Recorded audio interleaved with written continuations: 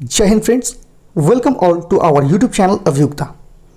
आज हम शुरू करने वाले हैं इंडियन पॉलिटी का बहुत ही important part, constitution of India. हम पूरा कॉन्स्टिट्यूशन कवर करेंगे इस वीडियो सीरीज में।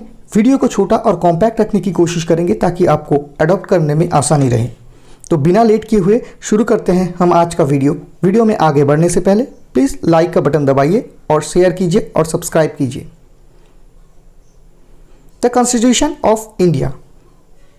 आज हम कवर करेंगे कॉन्स्टिट्यूशन का part 1, the union and it's territory.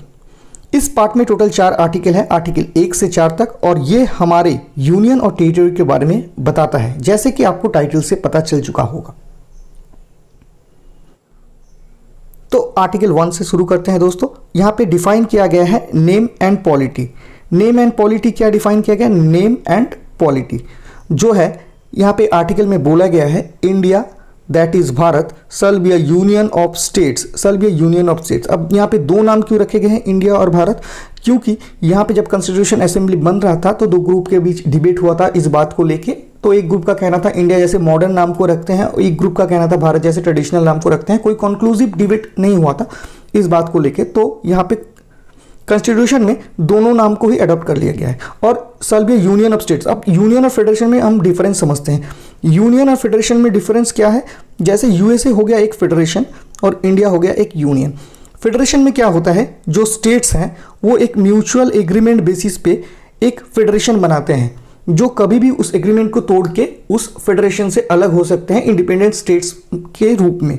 लेकिन जब इंडिया का बात आता है यूनियन में ऐसे कोई भी स्टेट्स एक यूनियन से अलग होके इंडिपेंडेंट नहीं हो सकते।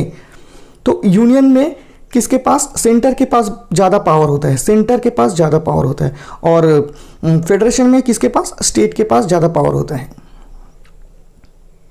ठीक है, तो यहाँ तक बात क्लियर हो गया। तो यहाँ पे बताया गया है फर्स्ट आर्टिकल में, India that is Bharat shall be a union of states. Second क्या बताया गया है, यहाँ पे टेरिटरीज डिफाइन किया गया है कि अगर मुझे जानना है कि इंडिया में क्या क्या टेरिटरी है तो मुझे कहाँ से पता चलेगा? वो पता चलेगा शेड्यूल 1 को। तो ये कॉन्स्टिट्यूशन में अलग से शेड्यूल बनाया गया है जहाँ पे आपको पता चलेगा शेड्यूल 1 में जाके कि इंडियन की टेरिटरीज के अंदर क्या क्या टेरिटरीज आती हैं। तो ये टेरिटरीज कैसे कौन कौन से टेरिटरी लेके बनेंगी ये भी डिफाइन किया गया है, जैसे द स्टेट्स की टेरिटरीज, यूनियन टेरिटरीज की टेरिटरीज और such other territories that may be acquired, यानी फॉरेन टेरिटरीज। अगर किसी ट्रीटीज से गिफ्ट में मिलता है कुछ टेरिटरी या लीज पे लिया हुआ कुछ टेरिटरीज हो गया, ठीक है, तो ट्रीटी वीटी हो गया, जो भी हो, तो अगर कोई फॉरेन टेरिटरी इंडिया एक्वायर्ड करता है तो वो भी हमारे इंडियन टेरिटरी के अंदर आएगा। ये हो गया आर्टिकल 1। तो ऑलरेडी हमने देख लिया फेडरेशन और यूनियन में क्या डिफरेंस है। आगे बढ़ते हैं आर्टिकल 2। आर्टिकल 2 क्या बोल रहा है? एडमिशन एंड और establishment of new states. Admission और स्टैब्लिशमेंट, यहाँ पे दो वर्ड यूज किया गया है, एडमिशन और स्टैब्लिशमेंट। दो वर्ड क्यों यूज किया गया है आप देख लेते हैं।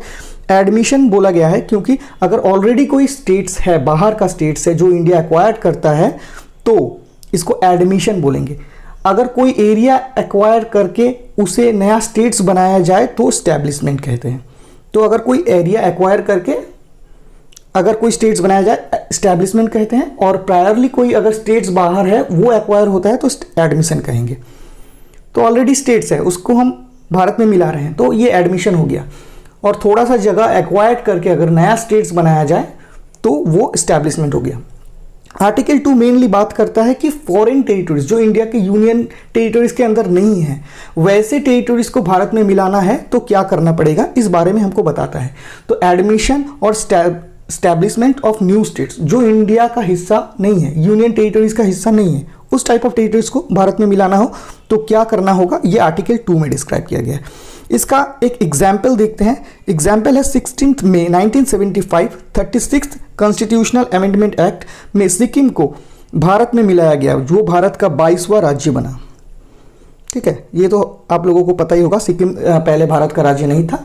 तो 1974 में एक 35th कॉन्स्टिट्यूशनल अमेंडमेंट एक्ट में सिक्किम को एसोसिएट स्टेट्स बनाया गया, मतलब सह राज्य बनाया गया। उसके बाद फाइनली 1975 16 मई को 36 कॉन्स्टिट्यूशनल अमेंडमेंट एक्ट में सिक्किम को परमानेंटली इंडियन स्टेट्स बनाया गया, जो 22वां राज्य बना भारत का।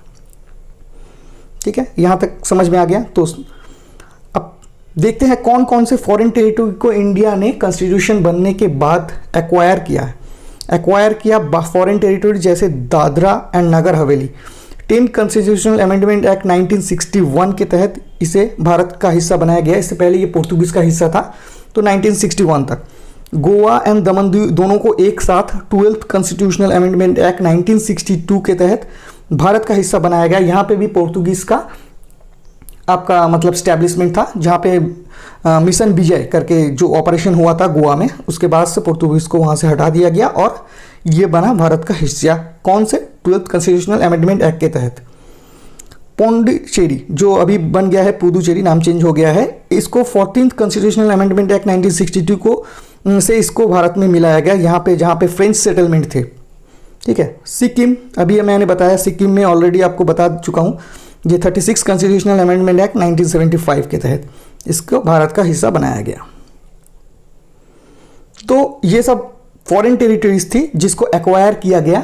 ठीक है, क्योंकि दादरा एंड नगर हवेली, गोवा, दमन दीव ये सब थे पोर्तुगीज के अंडर में, ये सब टेरिटरीज थे पोर्तुगीज के अंदर में। और आपका पुदुचेरी हो गया फ्रेंच सेटलमेंट थे, और सिक्किम हो गया एक प्रिंसली स्टेट था, इंडिया का एक प्रिंसली स्टेट था। तो ये सब फॉरेन टेरिटरीज इंडिया में मिलाया गया है। तो ये आर्टिकल 2 का यूज़ करता है, जहाँ पे बोला गया है, ऑलरेडी मैंने आपको बता दिया है, एडमिशन और एस्टैब्लिशमेंट ऑफ न्यू स्टेट्स। तो ये आर्टिकल 2 का यूज़ करते हुए ये सब नए एडमिशन किए गए हैं। यूनियन टेरिटरी हो गया या आपका बोल लीजिए नए स्टेट्स हो गए, तो ये आर्टिकल 2 यूज़ करते हुए ये सब बनाए गए हैं। तो यहाँ तक क्लियर हो गया। तो फाइनली आर्टिकल 3 आते हैं। अभी तक आर्टिकल 2 में बोला गया है कि बाहर के कोई भी स्टेट्स को या टेरिटरी को आप नए अपने टेरिटरी में इंडिया में मिला सकते हैं विद लीगल प्रोसीड्योर, जो भी होता है। ठीक है। तो आर्टिकल 3 में क्या बोला गया है? आर्टिकल 3 में बोला गया है formation of new states, alternation of areas, boundaries and name existing of the states. मतलब आप अपने खुद के टेरिटरी के अंदर कोई भी 2 स्टेट्स को मर्ज करके एक स्टेट्स बना सकते हैं, या एक स्टेट्स को तोड़ के 2 स्टेट्स बना सकते हैं। स्टेट्स के एरिया या बाउंड्रीज को आप चेंज कर सकते हैं। ठीक है। स्टेट्स के जो एग्जिस्टिंग नेम है उसको भी आप चेंज कर सकते हैं। तो ये सब स्टेट का एरिया बढ़ा सकते हैं, घटा सकते हैं, कुछ भी कर सकते हैं विद इन द स्टेट्स। तो आर्टिकल 2 था, आप बाहर के कोई टेरिटरी को अंदर मिलाना चाहे तो वो आर्टिकल 2 में आप यूज कर सकते हैं। आर्टिकल 3 है आप इंटरनली कोई भी टेरिटरी का बाउंड्री बढ़ाना, घटाना या कम करना, या 2 स्टेट को मर्ज करना, या स्टेट का नेम चेंज करना, कुछ भी कर सकते हैं। ये आपको परमिशन देता है कौन? आर्टिकल 3। तो यहाँ पे 2 कंडीशन है। एक, bill can be introduce in parliament only prior recommendation of president. Prior recommendation of president, इसका मतलब है पार्लियामेंट को प्रेसिडेंट को पहले ही नोटिफाई कर देना पड़ता है। परमिशन की यहाँ पे कोई रिक्वायरमेंट नहीं है कि प्रेसिडेंट का यहाँ पे उतना मैटर नहीं करता है कि प्रेसिडेंट परमिशन मैंडेटरी है, बट आपको उसको प्रेसिडेंट को इन्फॉर्म करना पड़ता है। तो पार्लियामेंट को प्रेसिडेंट को इन्फॉर्म करना पड़ता है यहाँ पे। प्रायर इंफॉर्मेशन के बाद ही प्रेसिडेंट वो बिल मतलब जो लेजिस्लेचर है, मतलब जो स्टेट्स है उसके पास भेजेंगे और एक स्पेसिफिक टाइम पीरियड देंगे। तो स्टेट्स का व्यूज उस पर लिया जाएगा उस टाइम पीरियड में। अगर टाइम पीरियड में स्टेट्स का व्यू आया तो भी पार्लियामेंट को ही भेजा जाएगा बिल पार्लियामेंट के पास, और नहीं आया और पॉजिटिव नेगेटिव कुछ भी आए तो भी ये पार्लियामेंट के पास ही जाएगा। मतलब स्टेट के व्यूज का भी यहाँ पे कोई इंपॉर्टेंस नहीं है। और पार्लियामेंट को सिर्फ प्रेसिडेंट को प्रायर नोटिस देना पड़ता है, यहाँ पे प्रायर इंफॉर्मेशन देना पड़ता है। ठीक है। और क्या है यहाँ पे और देख लेते हैं। यहाँ पे सिंपल मेजोरिटी चाहिए और ऑर्डिनरी लेजिस्लेटिंग प्रोसीजर। सिंपल मेजोरिटी मतलब यहाँ पे सिंपल मेजोरिटी मतलब जिस दिन वोटिंग होगा उस बिल को लेके जो भी जितने भी प्रेजेंट वोटिंग देने आएंगे उसकी 50% से ज़्यादा, 50% से एक ज़्यादा, ग्रेटर देन 50%। तो मान लीजिए अगर पार्लियामेंट में जिस दिन बिल पास हुआ 300 लोगों ने वोट दिया, उसमें से अगर 151 वोट भी इस बिल के फॉर में आता है तो ये बिल पास हो जाएगा। तो ऑर्डिनरी लेजिस्लेटिव प्रोसेस और सिंपल मेजोरिटी से ये बिल को पास किया जा सकता है। इसके लिए कोई आपको स्पेशल मेजोरिटी की जरूरत नहीं है। स्पेशल मेजोरिटी क्या होता है? जहाँ पे 2/3 मेजोरिटी रिक्वायरमेंट होती है एक बिल को पास करने के लिए। और सिंपल मेजोरिटी क्या होता है? जहाँ पे जस्ट 50% आपको मेजोरिटी चाहिए कोई भी बिल पास करने के लिए। तो आर्टिकल 1 में बताया गया था India that is Bharat union of states, India एक यूनियन ऑफ स्टेट्स है, ये बताया गया। आर्टिकल 2 में बताया गया आप कोई भी फॉरेन टेरिटरी को एक्वायर करके इंडिया में स्टैब्लिश कर सकते हैं as a new states. Third में बताया गया आप अपने ही स्टेट्स की बाउंड्री ऑल्टर कर सकते हैं, एरिया डिमिनिश, और आप एरिया बढ़ा सकते हैं, घटा सकते हैं, कुछ भी कर सकते हैं, इसका स्टेट्स के नेम चेंज कर सकते हैं। तो ये बताया गया आर्टिकल 3 में। यहाँ पे एक केस स्टडी देख लेते हैं, बेरूवरी यूनियन, जो लैंड बाउंड्री था determines the Radcliffe award 1940। Radcliffe ने जो 1947 को जो अवार्ड में लैंड बाउंड्री किया था ईस्ट पाकिस्तान और इंडिया के बीच। तो यहाँ पे क्या बोला गया है, बेरूवरी रीजन को दिया गया था वेस्ट बंगाल में, बस इसका थाना जो बोर्डा है वो कहीं मेंशन नहीं किया गया था रिटन में, ठीक है। तो 1952 में पाकिस्तान क्लेम करने लगा, जो कि मतलब पाकिस्तान का पार्ट है, मतलब ईस्ट पाकिस्तान का पार्ट है। तब तो बांग्लादेश नहीं बना था, तो East as a East Pakistan government raise the issue of Berubari claiming the territory belongs to them. उसके बाद 1952 में जो साइन हुआ था मतलब एग्रीमेंट, नेहरू और नून, फिरोज खान नून जो थे governor of the East Pakistan, sign the agreement, ठीक है। एग्रीमेंट साइन करने के बाद उन्होंने बोला था कि ये बेरूवरी यूनियन को 2 पार्ट में डिवाइड करेंगे, एक जाएगा साउथ बेरूवरी और एक जाएगा इंडिया में सेवरल विलेज के साथ, और एक ईस्ट पाकिस्तान में जाएगा, ठीक है। तो प्रेसिडेंशियल रेफरेंस एक्ट अंडर जो आर्टिकल है 143(1) इंडियन कॉन्स्टिट्यूशन, वो 1 तारीख को 1959 में ऐड हुआ था, और वो यूज़ किए थे डॉक्टर राजेंद्र प्रसाद। यूज़ करके उन्होंने सुप्रीम कोर्ट से रेफरेंस मांगा था इस बारे में, बेरूवरी यूनियन केस के बारे में। तो सुप्रीम कोर्ट का जजमेंट आया था कि इसे मतलब कोई भी आप इंडियन टेरिटरी को फॉरेन के हाथ में मतलब समर्पण नहीं कर सकते, ceded, you can't ceded any Indian territory to the foreign. तो आप कोई भी इंडियन टेरिटरी को बाहर नहीं दे सकते ऐसे। आप इंडियन टेरिटरी में जो है वो आप कोई बाहर किसी फॉरेन कंट्री को नहीं दे सकते इंडियन टेरिटरी। इसको आर्टिकल 3 से बाहर रखा गया। इसके लिए आपको स्पेशल मेजोरिटी की ज़रूरत है, जिसको आपको 368 में अंडर आर्टिकल 368 में रखा गया। प्रेसिडेंट अप्रूवल चाहिए, जिसके लिए आप सिंपल लेजिस्लेटिव प्रोसीजर और सिंपल मेजोरिटी के साथ इसे पास नहीं कर सकते। इसके लिए आपको स्पेशल अमेंडमेंट अंडर आर्टिकल 360, मतलब इसको आपको करना पड़ेगा constitutional amendment act under article 360, मतलब इसके लिए प्रेसिडेंशियल आपको अप्रूवल चाहिए। आप कर सकते हैं किसी देश के साथ ट्रीटी के अगेंस्ट, अगर आपके देश के ये मतलब हित में हो तो आप कर सकते हैं, लेकिन आपके लिए इसको स्पेशल परमिशन चाहिए अंडर आर्टिकल 368, ठीक है। ये बेरूवरी जो केस स्टडी है ये मैं एक डिफरेंट वीडियो में आपको इलेबोरेट कर दूंगा। तो फिलहाल के लिए इतना ही जान लीजिए कि आप मतलब देश का कोई भी हिस्सा आप किसी फॉरेन कंट्री को नहीं दे सकते अंडर आर्टिकल 3। ये सुप्रीम कोर्ट का जजमेंट था 1960 में।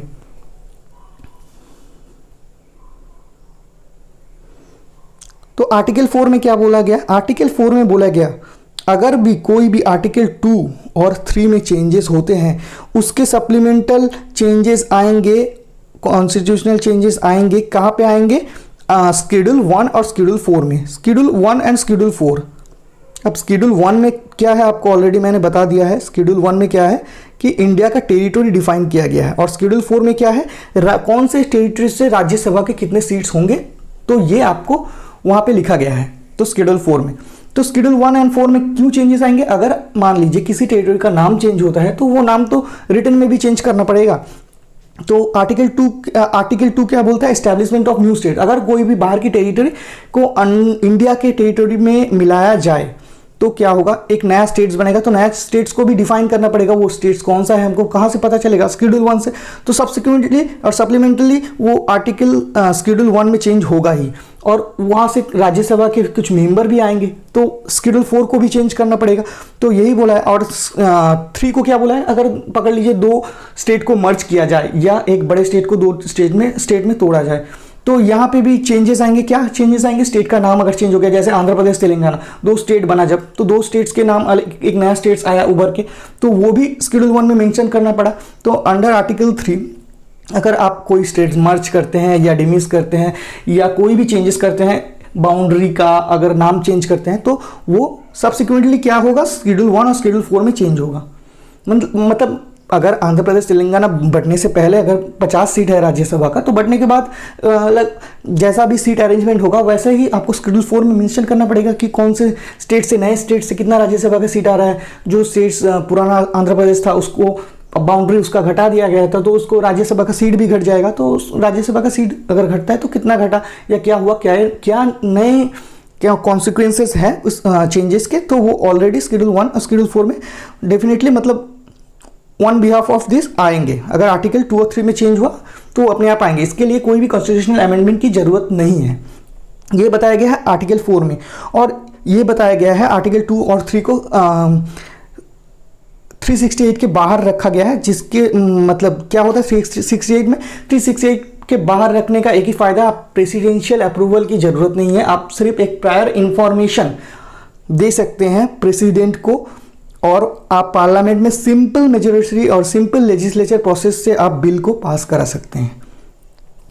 इसके लिए कोई स्पेशल मतलब मेजोरिटी नहीं चाहिए, मतलब 2/3 मेजोरिटी नहीं चाहिए, बस 50% मेजोरिटी चाहिए पार्लियामेंट में, और एक प्रायर रिकमेंडेशन और रेफरेंस या नोटिस देना पड़ता है प्रेसिडेंट को। ठीक है, तो यही जस्ट क्विक रिवीजन कर लेते हैं एक बार। आर्टिकल 1 में बोला गया है India that is Bharat shall be union of states. ये बताया गया है इंडिया क्या है, एक यूनियन ऑफ स्टेट्स है। ठीक है, जो स्टेट्स के नाम और टेरिटरीज के नाम हमको कहाँ मिल जाएंगे, शेड्यूल 1 में। और ये टेरिटरीज क्या है, स्टेट्स की टेरिटरीज है, यूनियन टेरिटरीज की टेरिटरीज है, और जो स्टेट्स हम एक्वायर करेंगे मे बी एक्वायर्ड, वो टेरिटरीज यहाँ पे मेंशन की गई है शेड्यूल 1 में। उससे बनेगा union of territories, union of states. ठीक है, आर्टिकल 2 में बोला गया इंडिया कैन बाय मतलब पार्लियामेंट लॉ के हिसाब से कोई भी मतलब फॉरेन ट्रीटी के या लीज या गिफ्ट के अनुसार कुछ भी करके जो बाहर की स्टेट्स है भारत में मिला सकता है। सो फॉरेन टेरिटरी को इंडिया में इंक्लूड करने का जो प्रोविजन है वो आर्टिकल 2 से आता है। आर्टिकल 3 से क्या आता है, जो इंडियन टेरिटरीज है उसके बाउंड्रीज एरियाज जो बढ़ाने घटाने का और एरिया चेंज करने का, मर्ज करने का, दो स्टेट्स एक स्टेट्स को तोड़ के दो स्टेट्स बनाने का या स्टेट्स के नाम चेंज करने का जो प्रोविजन है वो आर्टिकल 3 से आता है। मतलब ये इंटरनल है आर्टिकल 3, आर्टिकल 2 एक्सटर्नल है, सिंपल बात। और आर्टिकल 4 में बताया गया है कि आर्टिकल 2 और 3 में अगर कोई चेंजेस होगा तो वो कंसिक्वेंटली शेड्यूल 1 और शेड्यूल 4 में चेंजेस होगा, और ये 368 के बाहर है। इसके लिए एक प्रायर रिकमेंडेशन चाहिए प्रेसिडेंट का, बट अप्रूवल नहीं चाहिए, जस्ट रिकमेंडेशन चाहिए। और इसको सिंपल मेजोरिटी, पार्लियामेंट की सिंपल मेजोरिटी और सिंपल लेजिस्लेचर प्रोसेस से आप एक सिंपल बिल पास करके आप 2 और 3 इंप्लीमेंट कर सकते हैं। इसके लिए कोई स्पेशल परमिशन नहीं चाहिए और स्पेशल मेजोरिटी भी नहीं चाहिए, प्रेसिडेंशियल अप्रूवल भी नहीं चाहिए। तो ये कंप्लीट हो गया आर्टिकल 1 to 4। अगर कोई भी डाउट हो आपको इस बारे में 1 to 4, आप अपना क्वेरी कमेंट में डाल सकते हैं। मैं हर कमेंट का आंसर देने की कोशिश करूंगा। और thanks for watching this video. अगर अच्छा लगे तो लाइक कीजिए, शेयर कीजिए और सब्सक्राइब कीजिए। Thank you for watching this video. मिलते हैं अगले वीडियो में जहां पे हम कंप्लीट करेंगे the citizens part 2, citizens 5 to 11 article. ठीक है, तो तब तक आप एक बार रिवाइज कर लीजिए। अगर कहीं भी प्रॉब्लम हो तो मुझे कमेंट करके बताइए, मैं आपको आंसर देने की कोशिश करूंगा पूरी की पूरी। Thank you very much. Please like the video, share the video. अगर अच्छा लगे तो सब्सक्राइब कीजिएगा। Thank you very much.